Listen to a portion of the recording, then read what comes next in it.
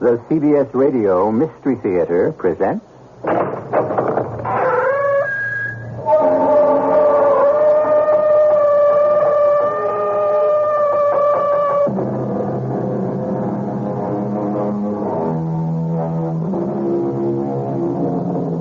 Come in. Welcome. I'm E.G. Marshall. Won't you sit down and relax with me for the next, a little less than an hour, and listen to a tale of murder? Or is that statement exactly fair? The dictionary definition of murder is the unlawful killing of another human being with malice aforethought. Well, undoubtedly there is killing and malice aforethought, but the question here is what or who was killed? Don't try to blame it on me. It's always blamed on me. I won't take it any longer. I won't take the guilt. Where else does it lie? Not on me. Not on me ever again. I'll make sure of that. I'll kill you. How can you kill what was never alive? Only one way. I'll tear you apart. Yes, without you I have no life.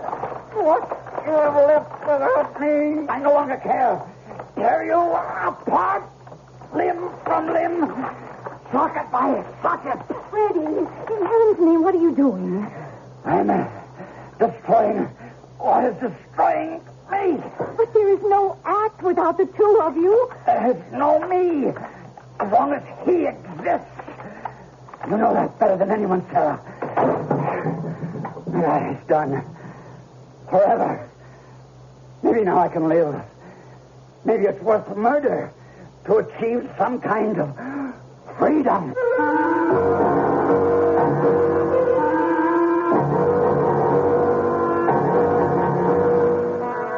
Our mystery drama, The Voice of Death, was written especially for the Mystery Theater by Ian Martin and stars Victor Jory. It is sponsored in part by Buick Motor Division and Time Magazine. I'll be back shortly with Act One.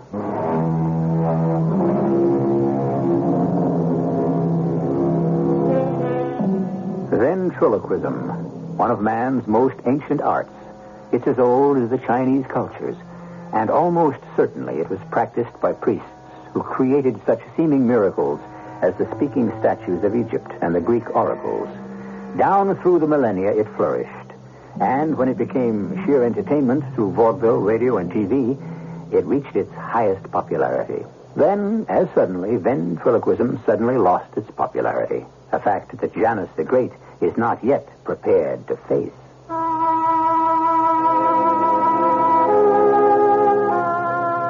Who was I? Fat Freddie Goldstein from the East Bronx, a little schlep. I was scared to go to school even. They beat up on me all the time because I wouldn't fight back, and it was funny to watch a fat kid cry. Then I read an ad in the paper and saved up my lunch money to send away for Professor Fantasorio's magical method of voice projection. Amaze, delight, and mystify friends and foes alike by the ancient and mystical art of ventriloquism. It changed my life. Because for some reason it was easy to me. I mastered the art in a month and held a golden key that unlocked the world for me. At 16, I was playing parties and school dates. I got in at the very end of radio's golden era. But where I really hit it big was television. By then I was calling myself Janus an alias. And then, suddenly, by the late 1960s, I was a has-been. The gold all faded. The club dates I played were a disaster, and a lifetime of splitting myself in two ended in murder. Fred, look what you've done to him. We'll never put him back together now. What do you care, Sarah? What do you mean? Isn't this the way you've always wanted it? Oh, Fred, you're sick. You always thought he came between you and me. Who? Him, the dummy. I never said that once all these years. But you thought it. Well, he was always the first thing in your thoughts. You combed his hair, pressed his clothes, washed his face, even behind his ears like he was a child. You never even kept him in a box. He was always there wherever we were. We were never alone. You even used to talk to him off stage. Yes, I was jealous. Now maybe I'm glad you've destroyed him. Maybe now we can have what you'd never let me have. What? What did I ever refuse you? A child? A child of my own? How could we have a child, Sarah? Always on the road, always moving, living in hotels. Children weren't for us. You could have left me behind with our child or our children. And travel alone? Don't you think that I could have gone ahead and had a child? How could you have stopped me? But I didn't because... Because? It wouldn't have been fair to the child. It would have been my child, not something we shared, just as he was your child. Oh, Freddie, what's wrong with you? How could you have done that to him? It doesn't matter. He's gone. Well, let's see if we can't put him together again. No! Leave him alone. Don't touch him. Fred! He's dead. Smashed. He couldn't be repaired, and he's not going to be repaired because there's nothing to repair him for. Darling, what is it? Don't you see? I'm as dead as he is. You got fired again. I'm through, Sarah. It's all over. There's no Janus the Great. No, that isn't true, darling. You're tired. You've been overworking. A good night's rest. What am I going to do? We have no money. I have no other talents. I'm back once again to where I began, Fat Freddy from the East Bronx. When I killed Avius, I might as well have killed myself. I had no rest that night. What a night it was. After Sarah, worrying herself frantic about me, finally got to sleep, the things began happening. The first pain when it came was so intense and piercing that in spite of myself, it... My God! I bit my lip till the blood came, trying to stifle my cry so that I shouldn't bother Sarah. But my arm felt as though some giant had broken it across his knees. And then the second one came. A blow that compressed my brain and sent it spinning. Dear God, what's happening to me? Fred? What is it? Darling, are you all right? Oh, it's 5 a.m. You're still awake. Sarah, a dream. What a dream. I felt like I was broken on the rack. I'll get you some aspirin. You're coming down with something, mark my words. I'm coming down with something, all right. Tomorrow, first thing, I'll take care of that. Take care of what? What I did to my poor little dummy. Tomorrow, I'll go to the professor and see if he can put Alias together again. If that's what you want. Never mind if it's what I want or not. It's what must be done. So now you've made up your mind. Maybe you could sleep a little. What I am. Too late to change about the dummy and me. But one thing it isn't too late for is a child. If you... Oh, well, what could I do with a child? I already have one in my arms. Sleep a little, darling, sleep. And maybe we could find a new tomorrow. I could sleep now. The pains were all still there, but dulled and able to be forgotten. I nestled close to Sarah, and she held me close. And suddenly it came.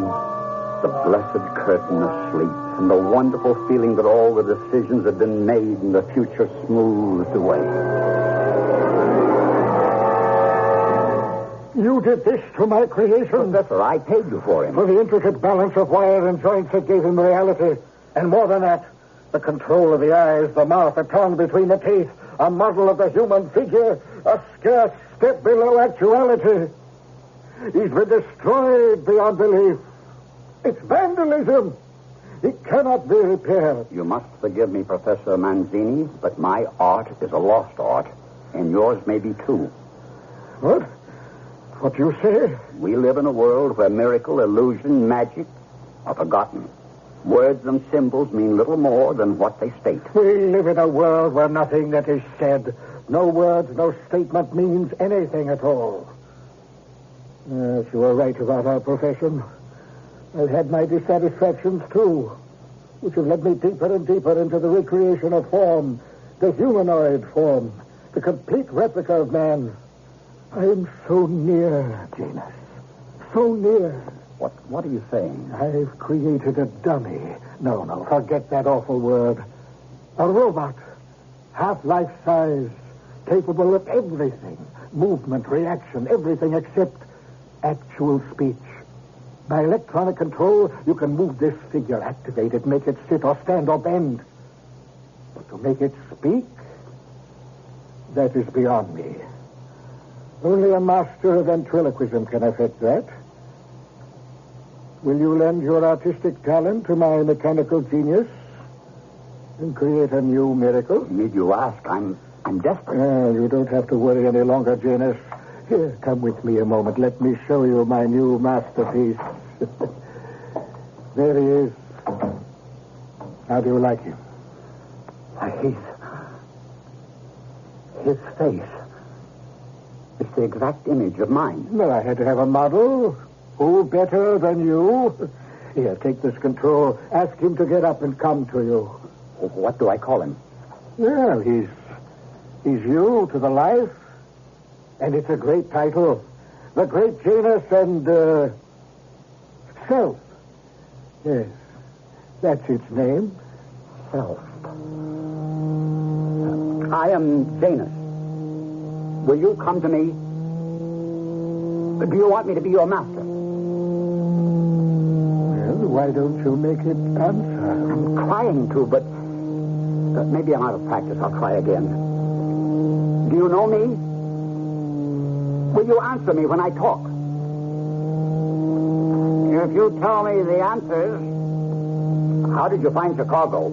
I just got off the plane and there it was. I don't know if I want this dummy, Professor. Oh, the elements are sensational. This is only a working model. Let me build you the complete dummy and you'll thank me forever. I've told you, Professor, I haven't the money. Yes, I know. So I'll offer you a proposition. I'll build you a humanoid that will walk, move, bend, jump, do anything you ask it to. That's my contribution. All you must provide is the voice. That is beyond me. We'll go into a simple partnership, 50-50, on all our earnings. Will you accept that? I don't have to put up any money to own a humanoid that moves and acts like any other person? You will pay. Now leave. I must get to work. I will finish Self. Arrivederci, Janus. Arrivederci. How will I know? I will call you the moment he is finished. I don't know how to thank you, Professor Manzini. Oh, yes, my sometimes friend. No need to thank me. Nor will you want to when I'm finished with you. Murderer, assassin, to have killed one of my children. For that you will pay. I could have struck you dead today for what you did to one of mine. But I stayed my hand a little while. I have other plans for you than just revenge.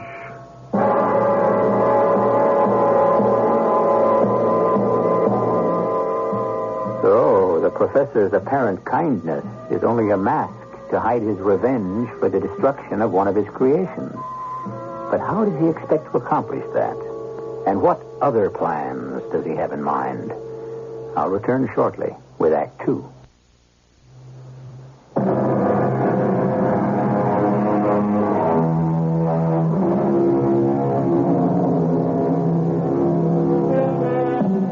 Ventriloquism. The name is a misnomer, since its Latin roots mean simply speaking from the belly.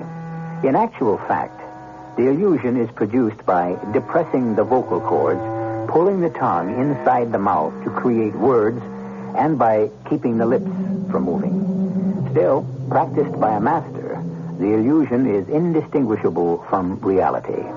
So much so that the great English philosopher Henry Moore was moved to say, "Who knows, but some of his counterfeit ventriloquists may prove true ones," which is another way of saying, which is the dummy and which is the master.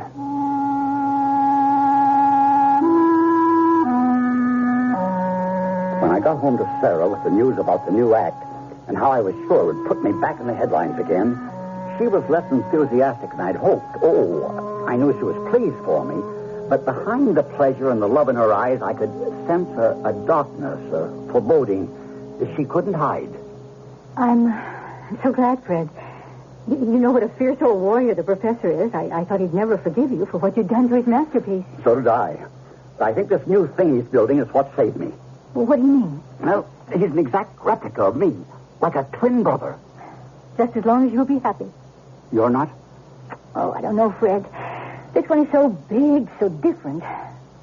The other little fellow was like a child. Don't, Sarah. I wouldn't care if you drove a bus or sold shoes or collected trash. At least I'd have you to myself. You've always had me, Sarah. There's never been anyone else. Oh, women I never had to worry about. No matter how they gathered about you. You're a very handsome man, Fred. I have to be. Look at what I married, the most beautiful woman in the world. An old lady like me. Since I first saw you, there was nobody but you for me. Now you regret it? Oh, never. It's just that I'm so completely yours, all of me. I wish only sometimes I could have you to myself the same way. But you do. The dummies, Alias, any of them. They aren't your rivals, darling. Not in any way. Are you sure? I raise my hand to God. Oh, no, don't. Why not? Because you're only lying to him and to yourself. Don't you see, Fred, they're all your children. The children I never had, the children I can't share. Why have you stuck with me all these years? Because I love you. The part of you I've had. But how I wish I could have had all of you.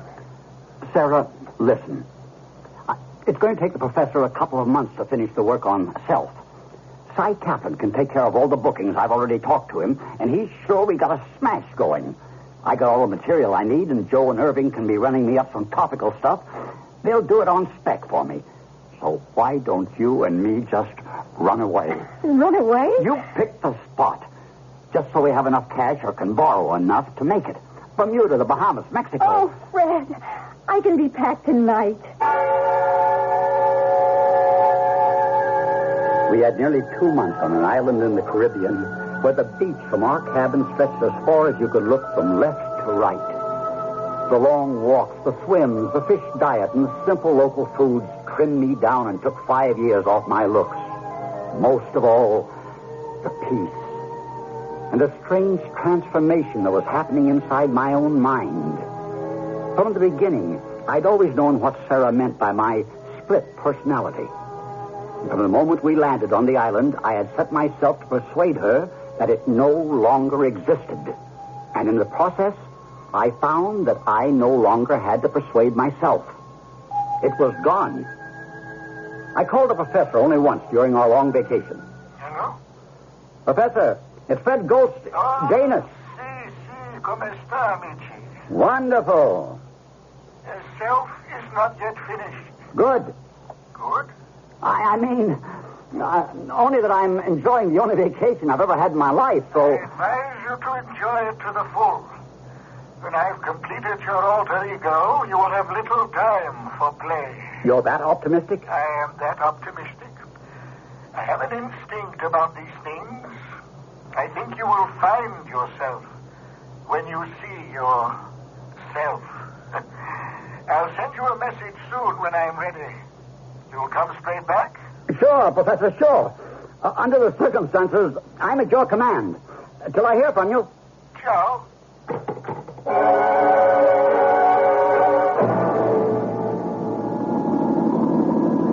Driving back to our beach cottage from the nearest little town where there was a phone, I found a host of things running through my mind. How happy and carefree the last weeks had been. What they had meant to Sarah.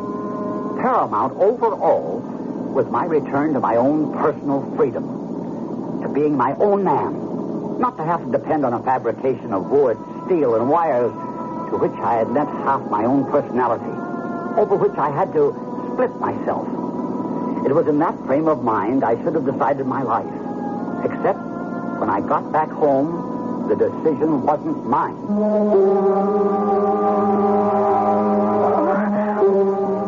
Oh, what is it, Sarah? Oh, I don't know. I'm afraid to hope, but I hurt so you've got to get me to the hospital. What is it, Liebchen? Well, I think I'm making a better image for you than Professor Manzini with all his skills could ever make. I I think I'm pregnant with our child, Fred. Oh, don't let anything happen to him. It was a wild trip to the local airstrip, a chartered plane and on into Nassau.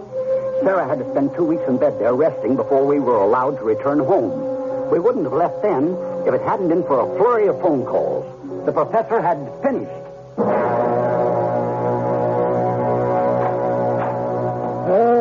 Benvenuto, Janus. Come sta? Sta bene, maestro. Where is it?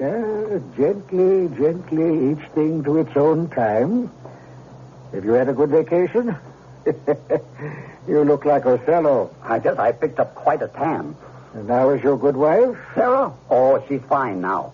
She didn't lose the child? No, thank God. It was just an early threatened miscarriage. But we got to Nassau on time. Well, I made a decision while you were gone. Since we're breaking convention, moving into a new relationship, I made certain structural changes. All right, whatever you decide. You're the master builder. And you, the master magician. It needs both of us to create the illusion. True. Just so long as it is illusion. Signore. Huh? My pills in the little bottle on the inlaid table. Here. How many? Do you need water? No, just nitroglycerin. One under the tongue. I have an old heart that has been working too long. Thank you. Is there anything else I can get for you? Not any more than you will be getting me very soon. There. Now I'm all right. Yeah, you wish to meet your alter ego? You can imagine. I'm dying to meet the dummy which will bring ventriloquism and me back into the spotlight again. Baby. It will be the same as before, except that now, physically, he is perfect. You will move, walk, perform any physical function except talk. That is where you are the creative one. There is... He's absolute perfection. How could you tell him from a human being? He cannot speak. Only you can teach him that. Teach him? Well, provide him with a voice and language.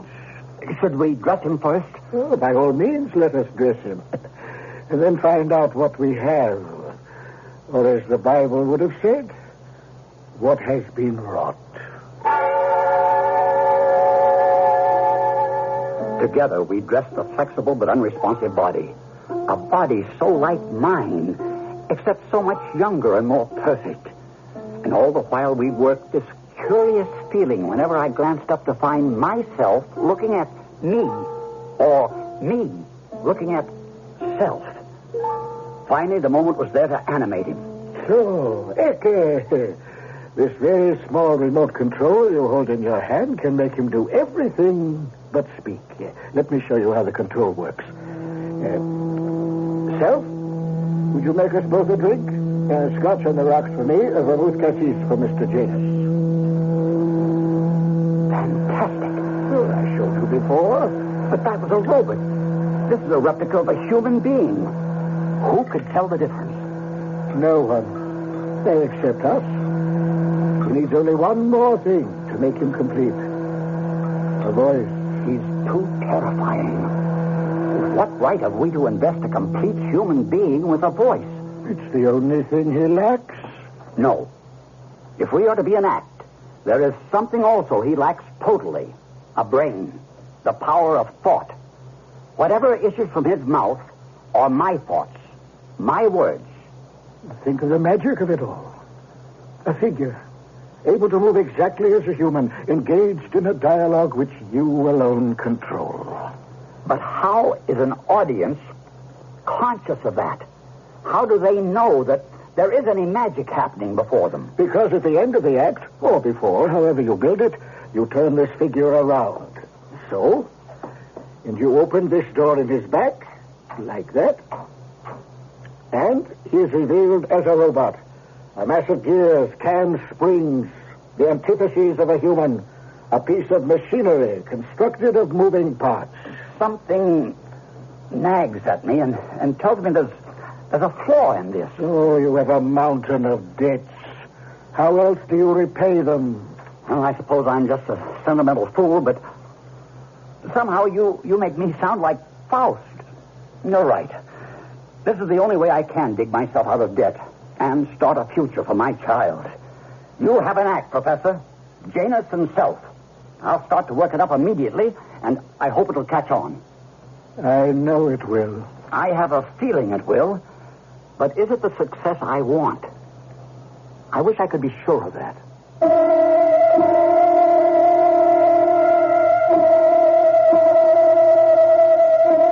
Another old-time quote on ventriloquism was one that had an evil spirit speaking in his belly. But suppose by some supernatural act the reverse were true, that somehow the ventriloquist became the victim, and that the doll, the dummy, the alter ego tipped the scales and took over from him. Let's see what happens when I return with Act 3.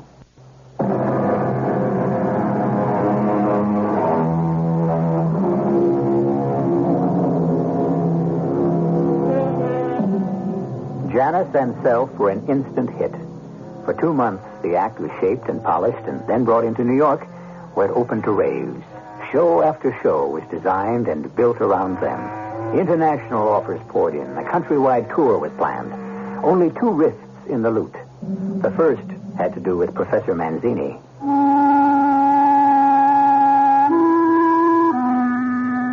It was the day I was to pick up Self. The maestro had wanted to make a few final adjustments, he said. And I had been working desperately to finally come up with a voice that I hoped was completely humanoid. Sarah felt it was. So did my agent. I was anxious to let the professor hear it himself, but I never had the chance. No answer. That's strange. He knew I was coming. Why would he have gone out? His heart. Professor! Professor Manzini! It's me! Janus, Professor! He was seated in his old armchair, head lolling to one side, one hand over the chair as if to receive a pellet from the bottle held in Self's hand. Self himself was bent over, frozen in the act of spilling it out of the already opened bottle. I took his pulse quickly, listened to his heart. The professor was dead. I stooped and picked up the control box, depressing the button. You can straighten up now, Self. Give me the bottle. Thanks. When did he die? Of course, how stupid of me. What a triumph you are, that I should forget even for a moment. At a moment as crucial and heartbreaking as this, that you're only a dummy. Isn't that right? Yes, Master. That's right. I shouldn't make you call me that. Do you mind? Why should I mind? Don't you control me? Yes, I suppose I do. Except you seem so human. And a little frightening because I'm so much your twin. Wait a minute. Well, what's this? Attached to this note is a copy of my will. It makes you the executor and sole heir to all my possessions. May they bring you all you deserve. I have done everything in my power to make sure you will get everything that's coming to you. Did you hear that, Self? You're all mine now. I am all yours.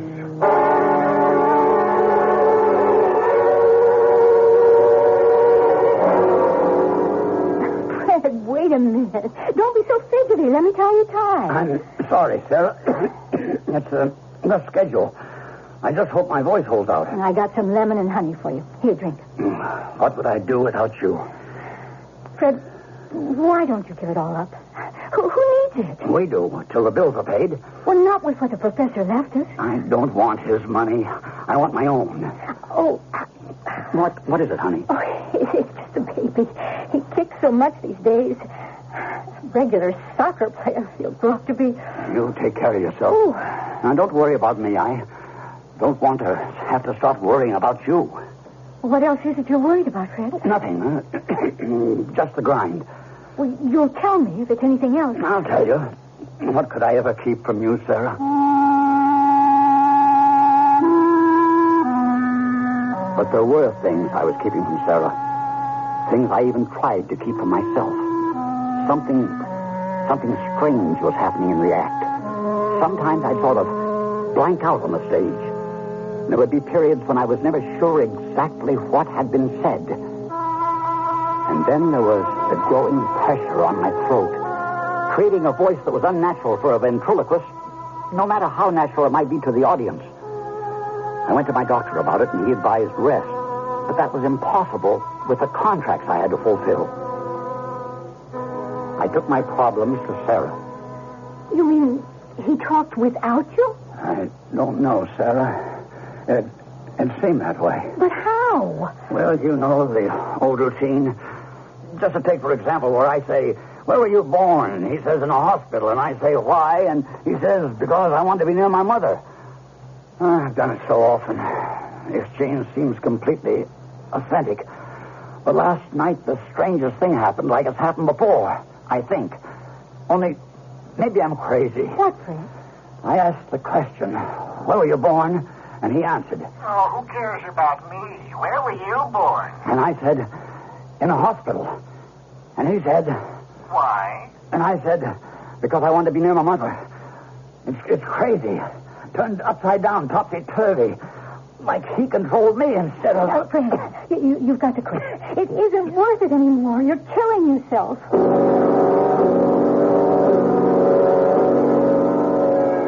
Why didn't I listen to her? But there was the child to think of and the usual obsession, money. The climax came near the end of my engagement at the music hall. These moments of blanking out in the middle of the act had become more and more frequent. And so had the visits with the doctor for my hoarseness. It took all my strength to go on this performance, except that I knew Sarah was in the audience. I loaded myself with pep pills, gargled, drank coffee by the gallon, and made my appearance. But I was so drugged, shaken out of myself, that the performance was strictly by rote, routine, mechanical, until... So, you think that's funny, do you? How can I help it? What do you mean? What you think, I think, right? Wrong. It's time you learn to think for yourself. Okay. How come if we have to pretend we're doing this silly ventriloquist act, I don't sit on your knee? That's a silly thing to say. Just like everything else I get to. Why? You're just as big as I am. That'd be ridiculous. Not any more than the rest of this act. Anyway, why do you always get to sit down and I have to stand? Don't get mad. Oh, I'm not the one who's crazy. You have to be if I sound that way. All right. If you want to sit down on my lap, come on. Thank you, Daddy. Isn't this just like old times? Let's do Sunny Boy. When there are gray skies. What can they all be, Daddy? Let them all be gray skies. What'll I do with them? You'll make them blue. What's my name? Sunny Boy. What about your friend? From the moment Fred had left the prepared act, I had a horrible foreboding that something terrible was wrong. You still have? And for a long while I sat frozen in my seat. How could I stop it? The audience wasn't far behind me, realizing something had gone terribly wrong. And that awful thing that happens only in actors' dreams was taking place right up there on the stage. My husband, making a fool of himself and seemingly powerless to stop it. God bless I sat there to the very end. And now for the final unbelievable moment, when we offer you the climactic proof of what you've known from the beginning. That despite the evidence of your eyes, ears, and all the other senses, there's on this stage only one living man, myself. The other is, turn around, self, the greatest living robot the world has ever known, a humanoid, complete in every sense, except that he is voiceless. Now, I I opened the bag to prove that he is not alive. Not human, but a mechanical contrivance of human ingenuity. What's the matter? Where? This is not your night, James.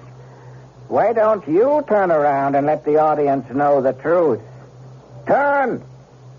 Drum roll! Presto, presto, watch and see the truth.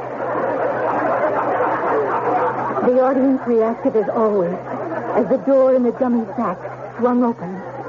My reaction was horrifyingly different, because the door that had been opened was not in the dummy's back, but what for 20 years of married life had been my husband.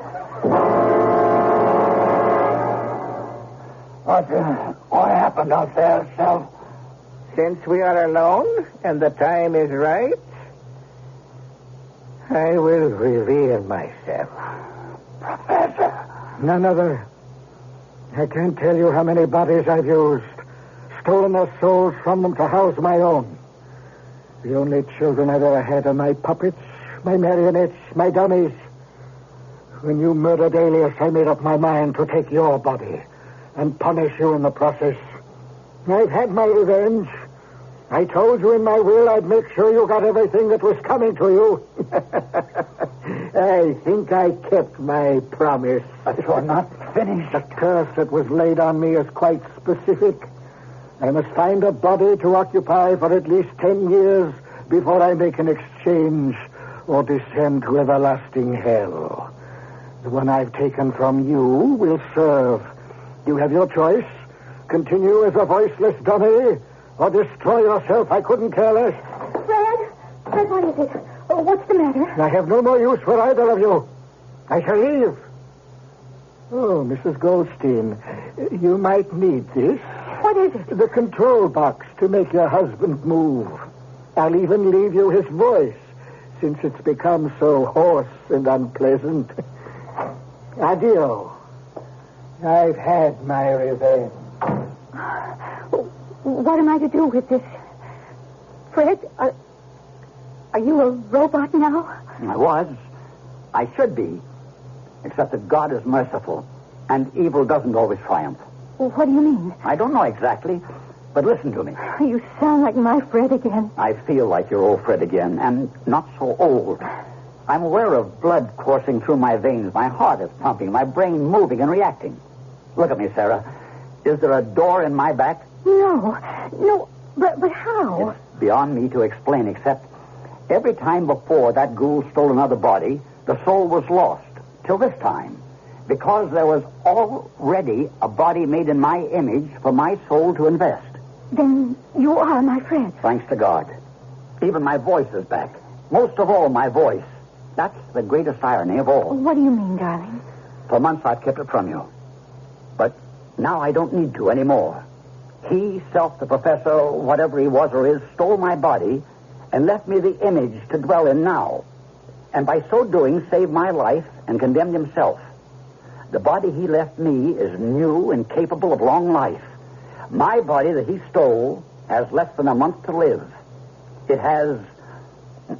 I had incurable cancer of the larynx.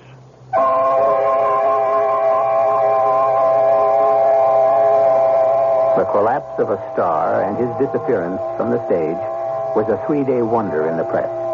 But the public is fickle. Within weeks, the great Janus was out of mind. Fred's in real estate now, happy to forget Janus the Great. And Sarah has provided a new member for the act, a lusty young son whose voice has all the range of his father's, at least in decibels, if not in trickery. I'll be back shortly.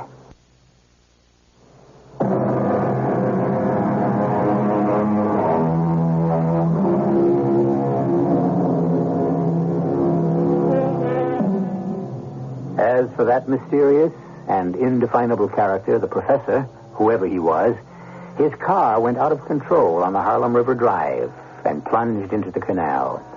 Since he could not swim, whether or not his life might have been saved will never be answered. since by that time his larynx was so deeply infected by the growth that strangled it, he had no voice to cry for help. Our cast included Victor Jory, Amzie Strickland, and Brett Morrison. The entire production was under the direction of Hyman Brown. And now, a preview of our next tale. Look here. More doubloons. Wonder how many he's got. Just a few, he says. Old Silas Baxter's supposed to have had thousands of them. But even if that old room's full of them, I wouldn't go near it with an army. You gotten over your scare? No, and I never will. That was the awfulest thing I ever saw, that poor heifer being pulled under the water by some thing. Now, what did it look like? What I saw of it was a kind of red color, round and fat, and it had horns kind of sticking out in front like feelers. Ain't no such thing, Johnny. Back up on that, Billy Lee. I saw the thing. You say the new owner's showing up tomorrow? Well, expect so. Then let me tell you, stay away from the lake and keep them away from it, too. Radio Mystery Theater was sponsored in part by Time Magazine and Buick Motor Division. This is E.G. Marshall inviting you to return to our Mystery Theater for another adventure in the macabre. Until next time, pleasant dreams.